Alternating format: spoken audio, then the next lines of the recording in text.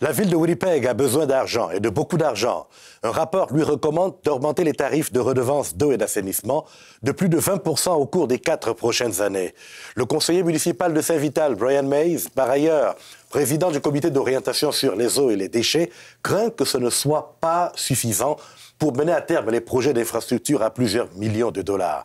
On pense au chantier de la station d'épuration de Norton. On pense également à la séparation des égouts combinés dont les débordements ont plus que doublé depuis 2 ans. Toujours est-il que les Winnipégois verront leur facture d'eau augmenter de près de 4% cette année 2024. On en reparle avec un ancien conseiller municipal. Brian Pincott, bonjour. Bonjour. Alors, on se rend compte, des factures d'eau seront de plus en plus salées sans forcément régler de façon pérenne la question de l'assainissement à Winnipeg. La ville a des égouts combinés. On parle maintenant de l'objectif 2095 et non plus 2045 comme par le passé. Ouais. Est-ce que ce modèle de financement est efficace? Il y a tellement de défis dans le système, le système de financement, où est-ce qu'on attend souvent au gouvernement fédéral ou provincial pour aider la ville. Puis en plus, un système qui est tellement compliqué pour rendre aux factures pour les résidents. Oui, ça pourrait être plus efficace, mais le grand défi, c'est dans le nombre de projets et le nombre de défis à travers la ville qu'on a. Comme quoi le paiement des factures ne suffit C'est plus. pas tout simplement la manière de les factures. Non, conseiller Mays dit peut-être plus de millions de dollars de plus. Je dirais qu'il y a des milliards de dollars de plus. Oui, mais le conseiller Brian Mays pense qu'il y a d'autres coûts si on pousse la ville à respecter une certaine échéance. Mais il est sûr que la province donnera au change du soutien technique pour la mise à jour de la station d'épuration d'eau de Norton. Pensez-vous que la ville a des chances de faire plier la province? Ça se peut, oui. À la fin, le gouvernement fédéral a déjà mis à peu près 200 millions de dollars vers le projet. C'est un projet de plus d'1 milliard de dollars. Puis en plus, ça fait plus que 20 ans qu'on attend ce projet de station d'épuration du North End. Ça fait que on peut attendre la province un peu plus, mais à un point, il faut commencer le projet. Alors, on a annoncé 297 millions de dollars. Oui.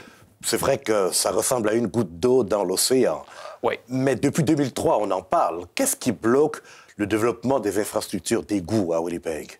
À la fin, c'est tout simplement la ville, le gouvernement municipal qui attendait aux autres niveaux de gouvernement de venir à la table avec les fonds pour le projet. Et quand les autres gouvernements ne sont pas venus à la table, la ville n'a pas commencé. Et en attendant, les débordements d'égouts se poursuivent.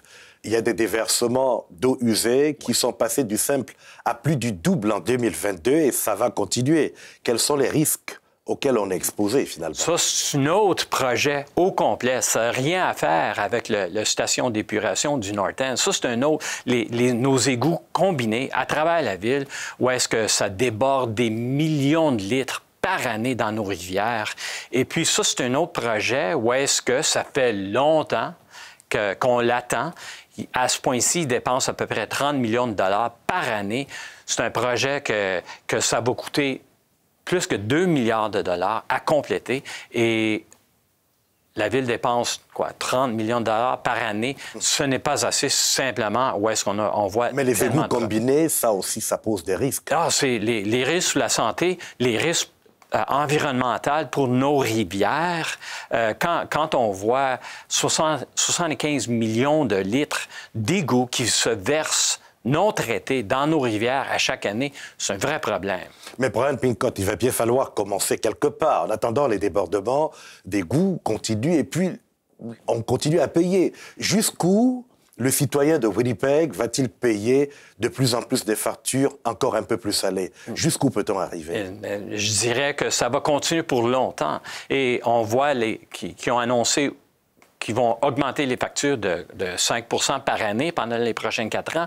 Ça va prendre beaucoup plus que ça pour adresser tous les projets qui ont besoin d'adresser la station d'épuration du North End, les égouts combinés. En plus, simplement, le soutien du système qu'on a déjà, c'est des projets de plusieurs milliards de dollars. Mais pourquoi avoir attendu toute cette vétusté, finalement, pour...